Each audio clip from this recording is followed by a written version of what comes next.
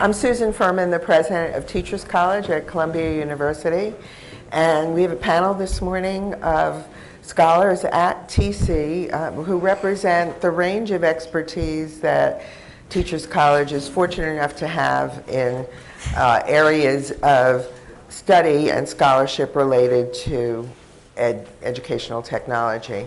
I'm not going to introduce them at length. In fact, my instructions say do not do that because you have bios accessible. But Sandra Okita is a learning scientist. Ellen Meier, who runs the Center on Technology and School Change, is an expert at preparing educators to use technology and studying the effective use of technology.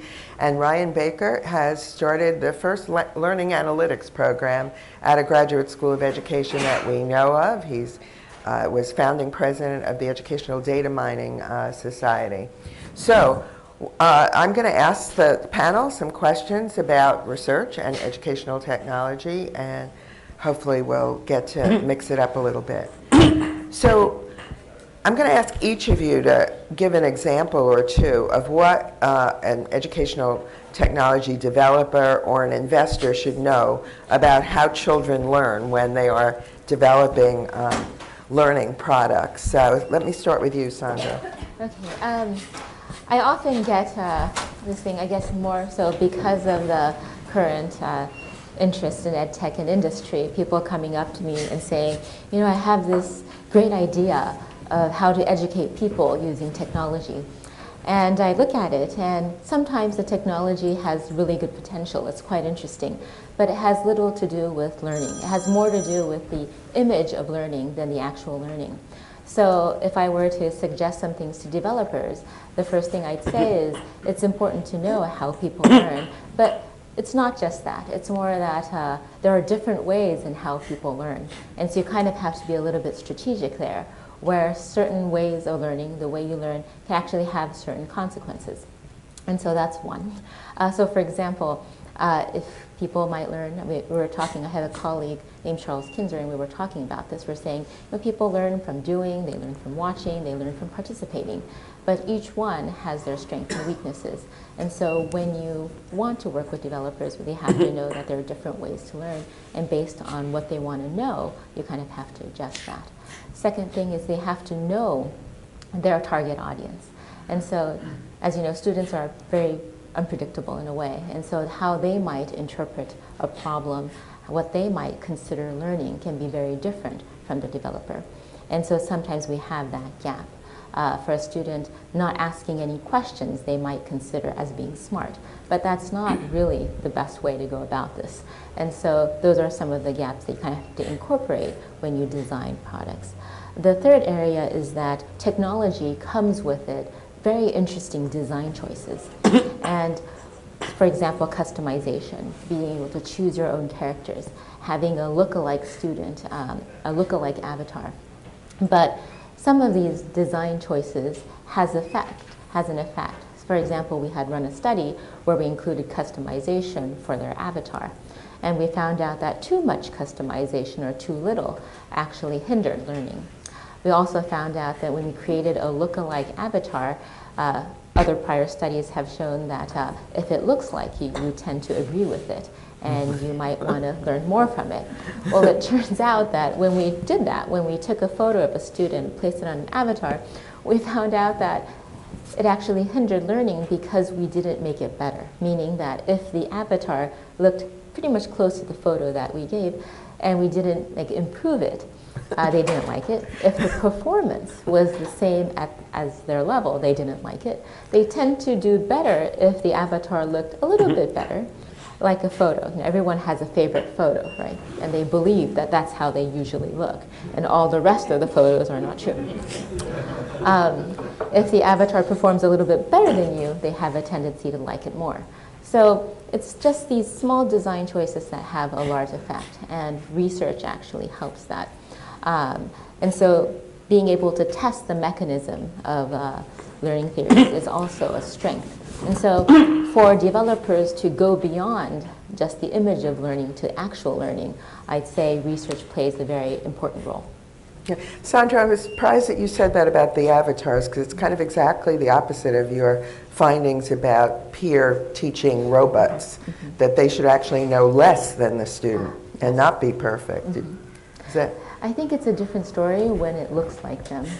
Oh, okay, right. Well, the robot has nothing to do. But so we do have these exceptions that it's important to know, right? Yeah. Sometimes if it's just a random avatar, they do very well, and since they don't really, they form this interesting connection. But if it's an avatar that has similar qualities as them and that they know it, then you kind of have to tweak it a little bit. So these things are a little bit unpredictable that you won't know unless you run an empirical study.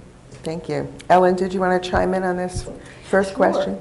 Absolutely, from a slightly different perspective. First, I agree very much that it's really important for developers to understand the learning philosophy that they're basing their software on.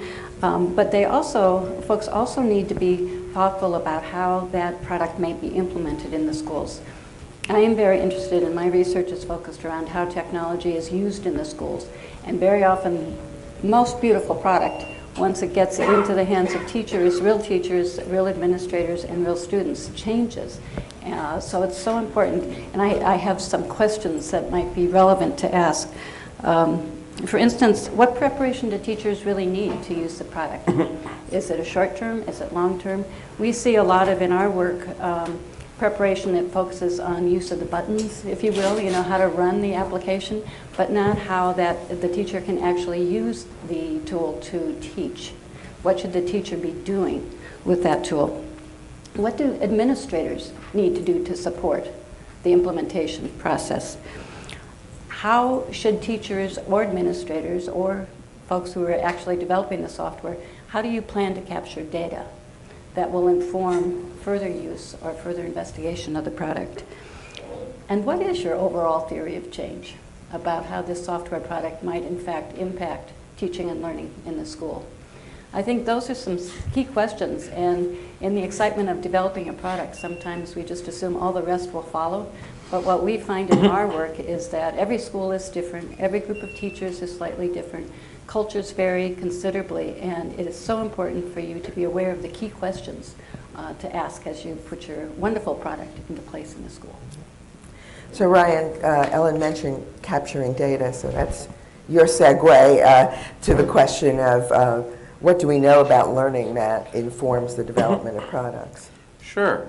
So and that is a great segue. Great points from both of the other two panelists. I think it's become widely known that the data that we get from online and blended learning can be a really powerful tool for better understanding learning and engagement. Some of the things that we've been able to learn from that over the past few years have to do not just with how to make learning more effective, but how to get students engaged. Engagement's really important. Some of the evidence from the last few years suggests, for example, that differences in disengaged behavior in middle school, differences in motion in middle school, can predict whether students go to college and whether what they're going to major in when they get to college. One of the important things to note here is that, for example, things like trying to get through online learning software without learning, trying to just game the system to get correct answers, is associated with negative consequences down the line. So are things like boredom. Boredom, once students get bored, it can be really hard to disrupt that, and it can really lead to negative consequences. One of the tricks, though, is that a lot of, and this kind of echoes some of the points we've just had, a lot of what we think we know about how to keep students engaged isn't always right. For example, there was a comparison that my lab was involved in, comparing for the exact same content, exact same mathematics content, a relatively dry-seeming online workbook that nonetheless had fairly good support for learning when students were struggling, and that was kind of adapted difficulty, to an award-winning game. And the award-winning game actually was more boring to students in their experience than the workbook was, because the workbook was very targeted towards creating cognitive engagement, whereas the game, what it did to increase engagement was just you got to throw monkeys, and the monkeys made a cute noise. So these kind of factors are really important to pay attention to, and data both from observation but also from looking at what happens during student interaction with an online learning system through the log files can be a powerful tool for investigating these kinds of issues. Great. Ellen, I'm going to follow up on the questions that you were asking. So in your experience, as you study schools and colleges using technology, are you finding good uses, and what promotes good uses? Can you give us examples of how your research sheds light on how products work? Sure. I think that one of the things that we found that's really important and powerful is that teachers like tools that are thinking tools, known as thinking tools, software that's adaptable, that they can purpose in different ways. Something like Explain Everything is a software program, for instance, actually developed by one of our students. I can plug that. That helps teachers with formative assessment. It's very flexible. And I think those kinds of tools that can be used in a variety of ways are very helpful. But again, we need ways to support teachers in learning to use these tools because these are new. And they allow teachers to do things that they've never been able to do. So the support that we provide our teachers and administrators in terms of helping them understand why purchasing may be important because it's going to provide the following kind of help is all part of the bigger puzzle. So do you get a chance to work with schools and districts or colleges in a formative way as they begin to use products? And Absolutely, yeah, absolutely. And I think that's one of the most powerful. I think the whole conference is really about partnerships and creating partnerships between different folks who are in different, play different roles in this overall technology integration puzzle. And in our work with software folks, we found that they sometimes they don't see opportunities that are there because they haven't necessarily worked in the schools, and there are ways to use the product that really expands what they're able to do.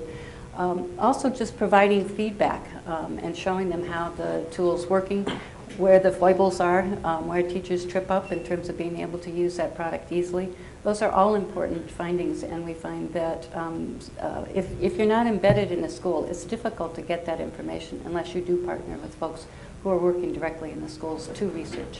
so how difficult or easy is it to get schools to try things, to be partners? Ah, well, that is a $64,000 question. On the one hand, schools are eager to use technology, and I always say that teachers want to become better teachers. They want to use these tools. They know students like them. So on the one hand, ostensibly, everybody is interested. On the other hand, the reality of schooling is that teachers have so many competing priorities. They're awash in priorities, and testing has maybe modified a little bit with the new law, but I think that testing is still a big worry for teachers. So understanding the context for all of that is important. Different districts have different philosophies about working with outside people. And so we find, for instance, in New York City, that IRB is very protective about having people go into the schools with products. They want to protect the students in the sense that they want them not to be they're not experimental folks. But other districts are eager to have that experience, and they do want to work with people who are developing products. So it's important to find a good fit with what you're trying to do, the priorities of the district perhaps, and administrators who really want to develop their technology capacity. Thanks, Ellen. Sandra, what about you? Has your research touched on how products are actually working in educational settings? Yes. Well, what we find interesting is that they usually bring in researchers in a too late situation. So they have created the product and they say, we want to know how effective it is in this. And just to look at it, we just think, oh, well, if you had come to us much more earlier, we would have been much more careful in the designing phase. We could have made sure that the task fits the narrative. So sometimes they have specific goals, but the way they implement it, the way they evaluate it is not the way. So what we find out is when we do collaborate with industry and create products, we are sure that each measure has a meaning and we have a clear learning objective. And in reality, when we actually put it into schools and we have them try it out, there is a pretty good learning effect there. And yes, and so yes. So one example that we did is with peer learning, where we bring in robots into the classroom, and what we did is we kind of monitored the learning process of the students, and we decided what kind of problem would be appropriate next to bring out, and that has shown to be really good, not just at the learning but also at the behavior level. So, and just Why don't you talk a little bit about the level of the robots? Because I referred to that before. It's so interesting. They can't be too smart. Yes, and so my expertise is in the area of peer learning. And there's something really common about a robot and a peer learner is that they're not too smart. They're not too smarter than you. They're just around the area. They may know just about the same as you, a little less than you, or a little bit more than you. And that actually fits the characteristic of an imperfect robot, in this case, like a humanoid robot. And so we have a lot more that we have to solve with robotics, and so it makes a good learning partner. And so, because the students don't actually expect the robot to be perfect. And so, for example, children don't like to point out, or they don't like to check their own answers. And I think we've all experienced children asking them to check their answers and they don't do it. And so this is where technology comes in, which is quite interesting, is that we could help them, make them take that behavior and apply it to a robot. So instead of, they like to point out other people's mistakes, but they don't like their own. So why don't we give that task to the robot? And so the robot would make a mistake and the child would point that out. And we were hoping that that external behavior will eventually turn inward.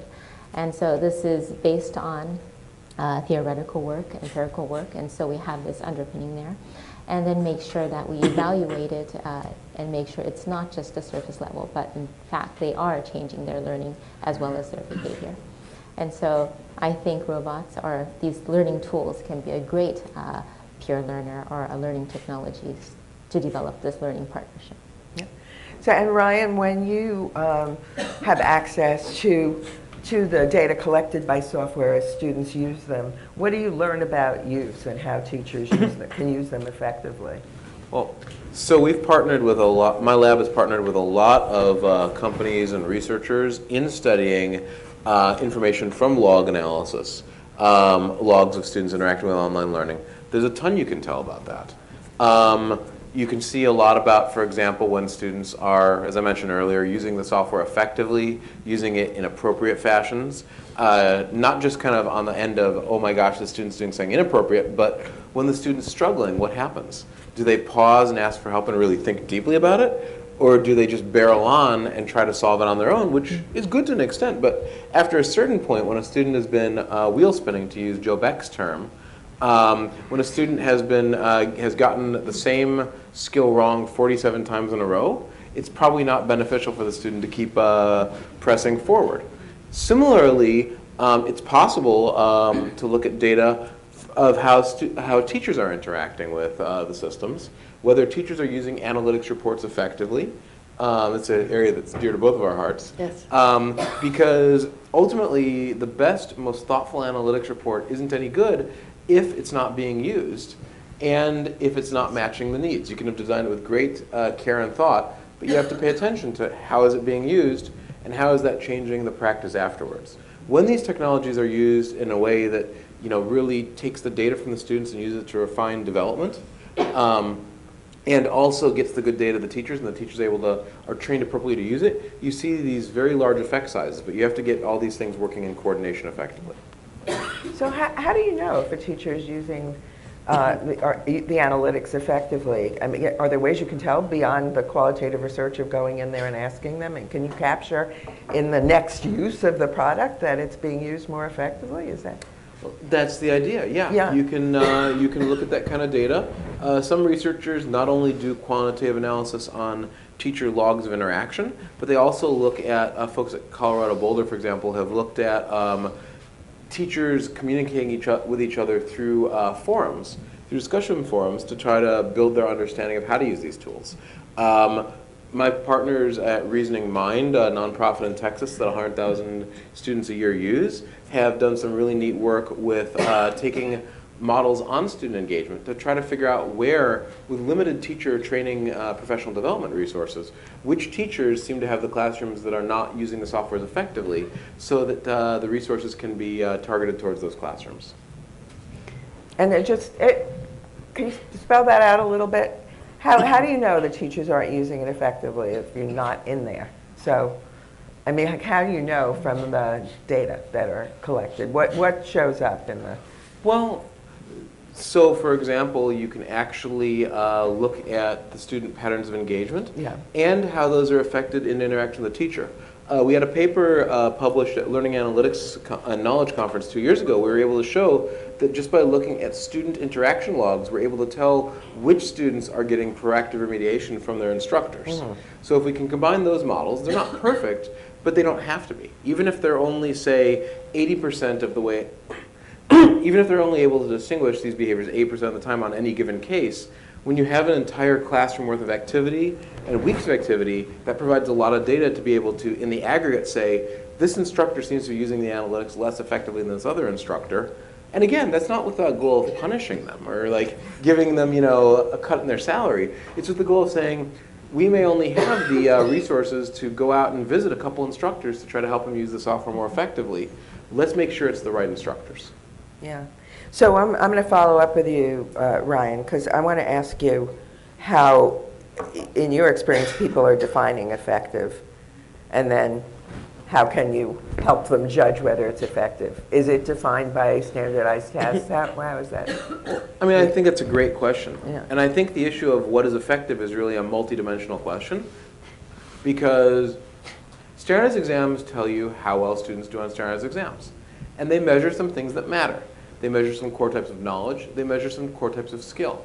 But however, if we had a software, let's say we had a software system for mathematics, that kids did a lot better on math, but they came out of the year hating mathematics. They never took the higher level mathematics classes. They did not go to college as likely. That would be a really big failure for the system, right? Fortunately, we can tell a lot about that early on. We can use measures of student engagement from the logs. Field observation methods are another way to do it, to get these early indicators of when a student is likely to be going to a path of being at risk. So figuring out what will help students learn, figuring out what will help them be prepared for their future learning and succeed in their future classes, and what will get them engaged over the long term with the learning. That, I think, is the combination of things that ideally the next generation of learning products will all be checking for, using to improve themselves, and ultimately succeeding in. So you're implying longitudinal research and data systems, which would be necessary to track college attendance and course taking in college as reflecting their early experiences with software. I'm right now chairing a panel for the National Academy of Education on data, privacy, and research. Longitudinal studies are one of the things that are being threatened by current and proposed legislation to eliminate data as soon as its immediate use is over. So how do you react to that? I mean, I hate to say it, we're in the state of California right now. California has been a leader in reducing the effectiveness of educational research by making legislation about requiring companies to get rid of data at the end of the semester.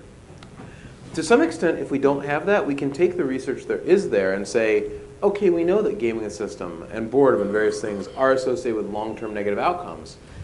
We want to use those as indicators, as proxies for the things we really care about. So we're not entirely sunk. But to the extent that companies can create partnerships with school districts and universities so that longitudinal follow-up is possible in some fashion, so that there is some sort of trust identifier being held by a school district that the school can use to partner with the vendor to figure out what is working in the long term. These are the kind of things that will enable the research we need. Susan, I'm so glad to have your leadership on this kind of thing, because I think that we are at real risk in the United States of making some of the same mistakes that some other countries have made that have really knocked back their efforts to conduct educational research and to improve educational outcomes for students by quite a bit. Yeah, I mean, we took it on at the Academy because we felt that in the privacy discussion, which is enormously important, and the voices of parents and students, are incredibly important to have, we felt that there was no one speaking up for researchers, our little community, and that the questions Ryan is raising are critical, and that they have been solved in some other sectors, the Census Bureau, that work related to health and HIPAA. There are ways of solving with deputizing people and controlled access that might permit the maintenance of data and the storage of data and still maintain privacy. So if anybody has any ideas about this, the National Academy is undertaking a study, and you can email me at susanf@tc.edu. So let's go back to the effective question, Ellen. How do you find that schools and teachers are defining effective, and how do we promote the use of products effectively? Well, I think Ryan put his finger on it when he said it's a really difficult question. I think we all have different definitions of effectiveness, and I think anybody developing a software package has to define that for themselves. I was interested in the recent Digital Promise report that just came out that talked about the fact that as districts try programs, they need to pilot the software program, then they need to gather data, then they need to help schools understand what they're seeing with the data, because that's very often a big missing piece. And the quote from, close to a quote, is that districts often want results, but they'll settle for engagement. And the point was made that districts don't really know either what effectiveness really looks like. And so I think this is a problem that we need to, as researchers, need to help you with, but also to think outside the box. A lot of times what we end up doing in order to fit in and make sure that we can be supportive with schools is to invent software, put together packages that really reflect what's going on in the schools with the idea of making it more effective or efficient.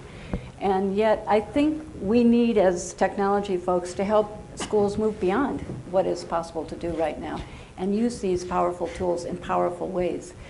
In order to do that, administrators and teachers, need to look at data differently and need to look for different kinds of results. And I think that's our role as leaders in the field, is to help them do that. Sandra? I think I'd like to take a step back and say, let's go a little bit back before we get the data. So the question is effectiveness. So developers who might have a CS or an engineering background, I think what they might consider effective might be different from what an educator might consider effective. And that's natural, because engineers usually would like to make our lives better, make our lives easier. Well, in education, we like to struggle, as in we think we could learn from struggling. And so there's a big mismatch there, which could develop, which can influence the development of these EdTech technologies. And so sometimes they might be thinking about which one is getting smarter. Is it the machine or is it the human? And so sometimes they might think that making a system really smart and intelligent, in turn, by helping students interact with it, would make the student smart and better performance on learning. However, that's not always the case. It could be a low-tech, but still have a great, huge impact on learning. And so at Teachers College, we want to make sure that we use multiple measures, multiple methodologies, which the field of learning science usually encourages, and that allows us to see things from multiple perspectives. And so that, in its sense, has really helped. I've also found out that developers are not really a natural at designing instruction. So I think that's where we kind of have to come in. And so, for example, one thing is that even if you might have good performance at the user's level, it might also undermine learning. And it might be a short-term performance might be nice, but long-term wise it may not. So for example, with tools and manipulatives, a traditional study would say that if you have those pie charts versus tiles, pie-shaped manipulatives and tiles, which one helps kids understand fractions? Well, in the short term, the pie tiles actually help children learn quickly, but in the long run, it doesn't allow them to take that knowledge and apply it to a different setting. And so we tried this in a study where we looked at programming. Now we have visual programming and versus the regular text programming. We have physical, we could actually move objects around and program, versus a virtual where you could do it in an online environment. And we found out that if the transparency level is really low, as in if they start out with the basic C programming where they have to do text, they could actually take that knowledge and apply it to a different language or a different environment. However, if they start with the visual, they might do really well with visual programming, but it's really hard for them to take that knowledge and apply it to a different environment. We didn't find any difference between physical manipulatives and virtual manipulatives, but this in turn reflects to what Ryan's saying is what effectiveness is not just about the short-term performance, but more of the long-term, more diagnostic, predicting the future, how they could actually prepare for future learning. So you're saying that we have to forget about the value of pizza as a teaching tool? Because I thought that was a universally accepted common wisdom. I think they will do well if it continues to be something object round or a pizza piece. But if you want them to prepare them for future learning, then we might have to, and especially with technology, we might have to take it a step further and make sure that they could still perform even without technology. Okay.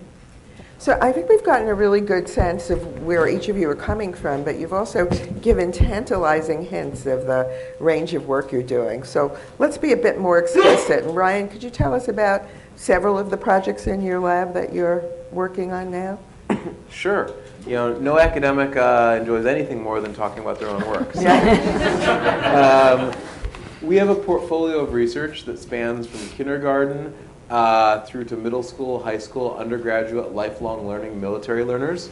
And we study a lot of themes in that. As you can probably guess, one of the key themes is studying engagement from log files. We develop models that can infer various types of engagement and emotion from log files, and test the models to see that they agree with human beings. So literally people out in field settings with cell phones taking notes on our Android app, which by the way is available for free on the web. Email me. I'm happy to share it with you. But our models agree with human beings taking field notes, and these models, when applied to data from online learning, can predict outcomes several years later.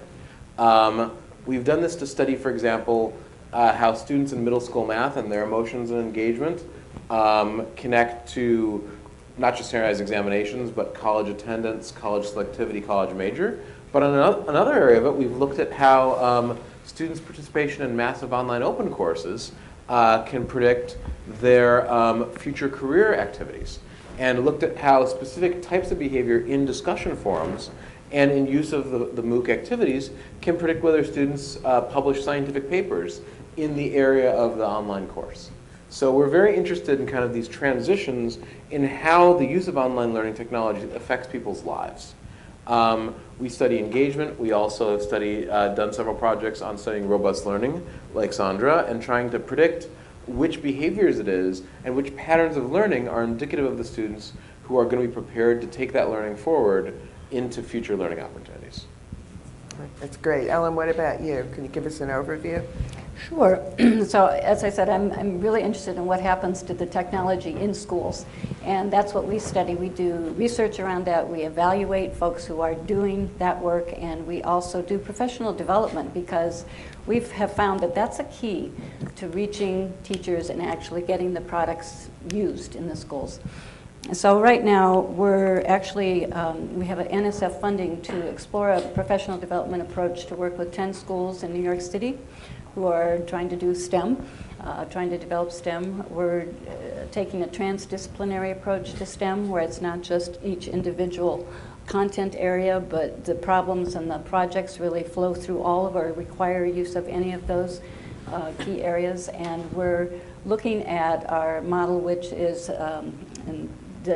emphasizes the design work that teachers need to do when they're implementing a new project, that emphasizes the need to situate the work of professional developers in the lives of each and every school being different. And leadership is the third component of this model, in which we try to develop the capacity of the teachers who are using the technology to help lead others. You were alluding to this earlier, I believe. It's so important that teachers who are interested in or pursuing this are supported. And also we need to support our administrators, who we often don't ask very much of when we go into schools. They need to be seen as instructional leaders. We need to position them as instructional leaders. And we need to prepare them to be that. We're also always evaluating a software package or two. And we have been advising one of, it's a tactile printer, application, how they could be useful in the schools. They had actually designed it for an adult population, but we found that when we looked at it and saw the potential, that it would be a wonderful tool for visually impaired students. And so we're helping them understand the lives of schools and where it could be used. And we're also evaluating another literacy program that uses digital application on the other end. So you have the pilot and the implementation and the effectiveness study, as Sandra was alluding to, and we're helping them with the effectiveness, the impact, collecting data for them. Which is a more formal evaluation. That's a more formal evaluation. So you've also been on a number of state and city commissions. Can you talk a little bit about this new wave of computer science courses in the schools and how it's being thought of in New York, at least? Another $64,000. Yeah. Well, I think we're in early days. I Yeah. think that everyone is collectively trying to figure out what makes sense in terms of how to emphasize. Everybody knows that this is a need, and yet how to frame it and how to implement it in a context of broader, a deeper skill set, if you will, is really important, so that we're not just teaching coders, but we're helping students think about the very act of computerization, what goes into that kind of thinking, or computational thinking as it's known. So I think those are the big questions for districts before everybody rushes to set up a coding course. We need to step back and think about what is the larger skill set, what's the bigger set of concepts that students need to have to go into the future. We're not just preparing them for the day tomorrow or even the day after tomorrow, but 10 years from now, will computers actually be doing the programming? We need to think about that and prepare our courses and policies accordingly. How effective has your message been? Are you being heard when you say that? I think so. Oh, I good, think good. it's a matter of not just reacting quickly, but reacting thoughtfully. And everybody wants to do it, but there's a lot of pressure to do it quickly, as I'm sure you know. So we just have to put the brakes on a little bit and encourage people to be count to 3 and start to think about what should be done. Good. Sandra, do you want to talk a little bit more about the work you're doing? Okay. So I've always, so my area is in peer learning, and I've always wondered, how can we create an ideal peer learner? So it could be a human, it could be an agent or an avatar, it could be a robot, it could be an environment. And I usually take a two-step process. One is to use technology to understand humans. And then based on that, we try to figure how can we design a good learning partnership between technology and human. So one area that I do collaboratively with industries such as Honda Research Institute, Sony Entertainment, those that have VR games and robots, we try to see what would be a good, interesting peer learner, and what are the strengths and weaknesses of it. And so we found that why do humans like to create robots? Well, it's kind of like a mirror. And so people, first of all, start to question what it means to be human, what it means to learn when you have such an artifact. And so that's one area of research that we do, is try to figure out how people develop this relationship with technology and what kind of learning opportunity is there. Another area of work that I do is to see what is it about, for example, there's different kinds of programming languages, there's tools and with robotic systems, but it's not a simple question of which one's better or not. Sometimes the order, people have specific preferences of their learning styles. How can we accommodate these learning styles and still make sure that in the end they are able to perform and still conduct future learning that helps them for future learning? And so we do like a VR, augmented reality. What is it about these technologies that can possibly fill in the gap between real life and virtual environments? For example, a question that I usually get is, if we created science labs in virtual environments, would that produce the same learning outcome as a real physical lab? And the answer from our study is yes and no.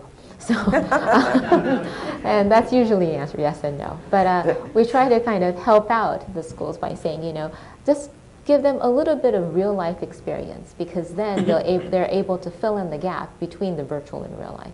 If everything is just virtual, there's no, if you can remember the lab, you have all these chemicals. It's kind of scary to touch these chemicals. And the smell and everything. Smell and everything. And the fear plays a huge role in not messing up, right? If everything is done in a virtual environment, children might think they could mess up all the time. But, but having that real life experience helps them fill in the blanks. And so we try to figure out with schools, with the school curriculums and companies and those that develop the kits, how can we bridge that gap? How can we make sure that the outcome, even if it's done online or partially online, comes up with the same or similar or better learning outcome? So that's one. Yeah, I think that's great. What is the cat robot? How is it different from your other robots? Yes. I wasn't fortunate enough to meet it. So I'm sorry, I couldn't bring my cat robot today because I was afraid I was going to get stuck at the airport where they won't let me through. But we have this robot. So robots, we're trying to figure out how can these robots be a personal robot, as in how can they become a good companion. At the same time, when we say companion, I think the type of application that you can put on a robot is, there's a lot of things. It could be learning, it could be reminders, it could be changing the behavior of their owner in a good way, like remembering to take medication and that kind of thing. So what this is, it's a different type of learning. It's not a school subject learning per se, but it's in a way helping the behavior, learning a different daily life task. Like we collaborate with the there's a Boston Higashi school, and we were looking at some of the possibility of using cat robots and seal robots to help autistic children. They have this, what's interesting is robots and autistic children, they seem to go well together, as in children seem to really like these robots, as in it's very predictable. And so they seem to like it. So we teach a bit simple tasks, such as sharing, learning how to share, learning how to play together, to take care of a robot. So these are not school subject areas, but still it's a very important learning topic, and that could actually shape behavior that we actually use. So cat robots are one of those. Thank you. So I think the not so subtle message of this panel is that there's a lot of work going on at universities that's relevant to developers, to investors, to users, to policymakers in the whole field of EdTech. And so we at TC want to make it known that we have a great deal of capacity, and you've seen a lot of it, but from the very beginning, from the learning sciences and design aspects to the actual creation of applications to testing them and trying them out. And we have partner schools, districts, and community colleges through our community college research center who are willing to work with us in this regard. We are planning to convene users so they can share information and help each other learn about purchasing and using and measuring the effectiveness of technology. We have the capacity to advise users as they make purchasing decisions or make decisions about the kind of support that they might need. And we, of course, have formal evaluation capacity, including cost-benefit analysis. So we put this all together into TC EdTech. And there are some cards here. Maybe I'm out. Maybe you have more cards we can leave out. I have more. I'll get them out of my bag. Yeah. And so you can just contact us. And we have not just our wonderful faculty, but many, many students who are willing to help. And sometimes an internship will get you expert help. And that's all it would require to get started. So is there anything else you'd like to add, because we have a few minutes left to the panel?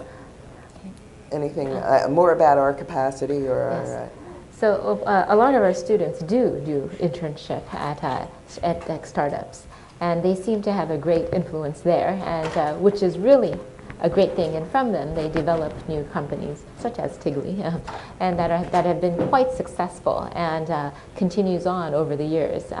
One thing, because they have that underlying learning theory that actually makes it more effective. So I really do hope that we could really expand that for our students, and we would like them to see the real world and see how research is really effective in each of those areas. And if either of you could just say a word about the new masters that just got approved? Yes. So we have this new master's in our, so we're within the Math, Science, and Technology department, but our program is called Communication, Media, and Learning Technologies Design. It might seem long, but there's a lot in it. So that's the reason why. Well, within that program, we just created our Game Design and Development Master's Program, Research Design and Development Master's Program, where we're going to make sure that, you know, it's not just a surface level video game learning, but we want to make sure that they're able to clarify the learning objectives, identify the specific skill and knowledge that's involved in the game, and make sure that they implement it and evaluate it, and make sure that there is a learning outcome there. And they are still taking applications? Yes, we are still taking applications. For the fall. Ellen, Well, I was just going to go back to the internships also. Oh, yes, please. To say that students get very excited about working in this area because they're of the age where they're very excited about the potential. And the schools, for the most part, do not use technology very extensively right now.